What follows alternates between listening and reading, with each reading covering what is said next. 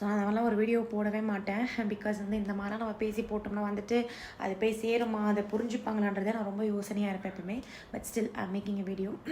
So இப்போ நம்ம ஒரு இடத்துல அடிப்பட்டு விழுந்திருக்கோங்க. நம்மளுக்கு அந்த இடத்துல ஃபஸ்ட் எய்ட் தேவை, ஒரு எமர்ஜென்சி தேவை.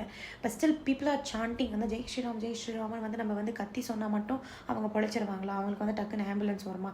ஒரு இடத்துல ஒரு எமர்ஜென்சி அப்படின்னா அதை பற்றி பேசுகிறத விட்டு இவங்க ஜெய் ஸ்ரீராமன் சாண்ட் பண்ணிருக்காங்க. அவரோட மூஞ்சில் இங்கே ஒரு பயம் பீதியை பார்த்தீங்களா?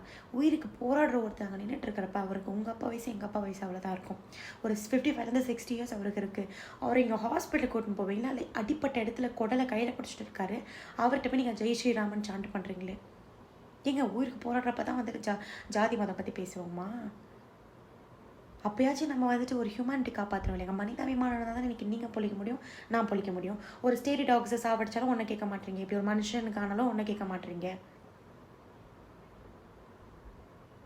Be the change.